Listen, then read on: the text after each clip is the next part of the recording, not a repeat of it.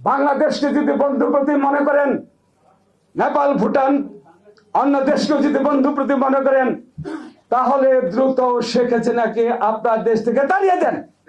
দেশে কোন জায়গা দেয়? আপনারা ছাড়া পৃথিবীর কোন দেশ শেখ হাসিনাকে জায়গা দিবে না।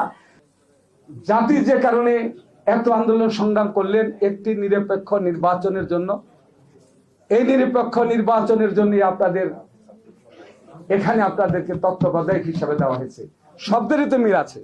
একটা গণপ্রজাতন্ত্রী বাংলাদেশ সরকার, অর্থাৎ প্রজাতন্ত্ররা জনগণ যাকে নির্বাচিত করবে সেটা হলো গণপ্রজাতন্ত্রী বাংলাদেশ।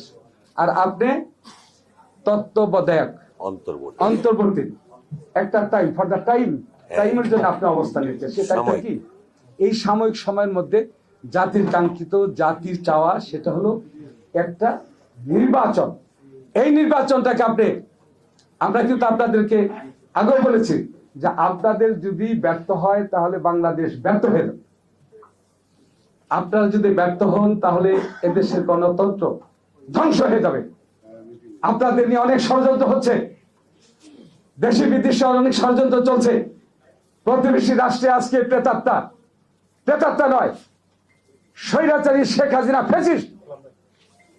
সেই দ্বিতীয় বিশ্বযুদ্ধের হিটলারের নাৎসি বাহিনীর পরে যে আরেকটি বাহিনী পৃথিবীতে আবির্ভূত হয়েছে, এই ফ্যাসিস্ট।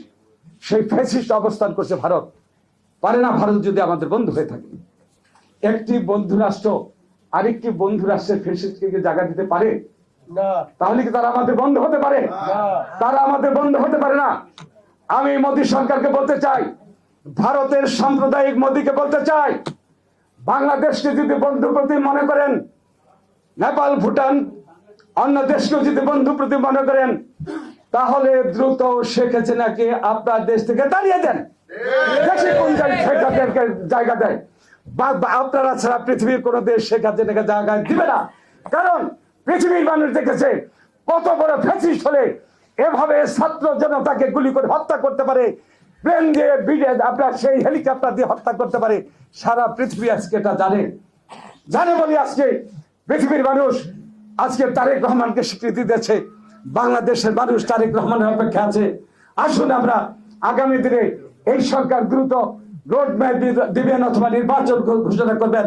আমরা সেই তারেক রহমানের নেতৃত্বে আমরা যেমন জাতীয় ঐক্যবদ্ধ ছিলাম, সেই ঐক্যবদ্ধের মধ্য দিয়ে এদেশে গণতন্ত্র প্রতিষ্ঠা করে আমরা আমাদের ভোটের মধ্য দিয়ে আমরা বাংলাদেশ জাতীয়তাবাদী দল সরকার গঠন করে এদেশের আন্দোলন সংগ্রামের চাহিদা পূরণ করব। আপনাদের সবাইকে ধন্যবাদ।